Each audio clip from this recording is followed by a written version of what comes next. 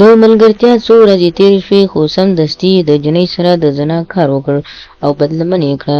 سلام ګران لیدونکو، هیله ده چې روغ جوړ او د صحت جامې وګټن وي.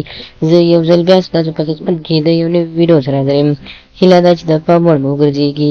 تر هر څه دمخه باید یادونه وکړم، که زموږ چینل مو نه وي سبسکرایب کړی نو زموږ چینل سبسکرایب کړئ او په خوا کې ورسره د ګونګي نښان ووهئ. مننه. د ملګرتیا یې څو ورځې نه وې وتې خو سمدستي یې د جنۍ څخه د زنا غوښتنه وکړه. د ویډیو تر پایه راسره اوسئ ترڅو په دې مطلبداره او ښایسته ویډیو باندې ځان پوه کړئ. یو هلک د دوکان خاوند و او جنۍ هم د حسن زبردسته خاونده وه. څو ورځې سر په سر دا جنۍ یو دوکان ته راتله چې د دوکان هلک هم له جنۍ څخه ډېر ښایسته و او جنۍ د هلک څخه ډېره ښایسته وه.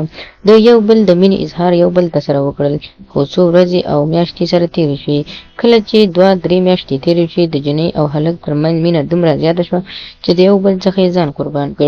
هلک جنۍ ته وویل چې ته خو زما دوکان ته راځې او زما څخه هر څه وړې، بلکې پیسې هم راکوې، خو باید زه تاته یو خبره وکړم چې ته باید له ما سره هغه خبره ومنې. جنۍ هم په دې حیرانه پاتې شوه، ځکه چې جنۍ یا زنانه ذات یو عاجز ذات دی او دوی په هره خبره کې شک منفي کوي. نو کله چې جنۍ ته دا خبره وشوه نو جنۍ حیرانه شوه. دی له ځان سره سوچ وکړ چې کېدای شي کومه غلطه خبر وي، خو د هلک دا نیت نه و چې د دې جنۍ څخه داسې غلطه استفاده وکړي. کله چې هلک د جنۍ څخه غوښتنه وکړه، جنۍ ته یې وویل چې ته زما خوښه یې او باید زه له تا سره واده وکړم. خو ډېر ټیم ووت، جنۍ د دې خبرې جواب ورنه کړ، ځکه چې د جنۍ خاوند درلوده او دا لومړی د هغه سړي برخه وه او په هغه سره په نکاح شوې وه. خو جنۍ یو بې وفایي او یو غټ داسې کمسل کار یې د دې هلک سره کړی چې کله دې هلک سره دې جنۍ مینه کوله نو د مینې په شروع کې یې دې هلک ته داسې نه وویلي چې زما خاوند یا مېړه شته دی. که چېرته دې جنۍ دې هلک ته داسې ویلو چې زما خاوند شته دی، نو کېدای شي دې هلک له دې جنۍ سره مینه نه وه کړې. خو بالاخره چې کله دا خبره اخر ته ورسېده نو د هلک سره هم د جنۍ هر رنګه تصویران او هر رنګه خبرې وې. هلک هم سمدستي ترېنه غلطه غوښتنه وکړه او ویې ویل چې ما سره به یو ځل بېلاوېږي، که یي او که نه وي، که نه زه ستا خاوند ته ټول تصویران ښیم چې دې زما سره داسې تصویران شته دي.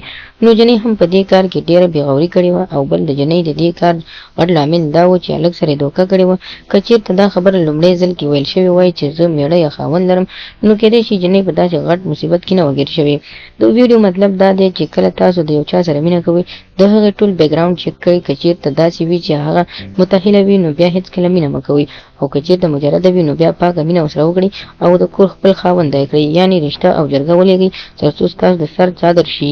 نو خدای دې وکړي ملګرو چې زموږ د ویډیو څخه غلط مطلب وانخلئ، زموږ ویډیو لایک کړئ، شیر کړئ او زموږ چینل هم درسره سبسکرایب کړئ. مننه.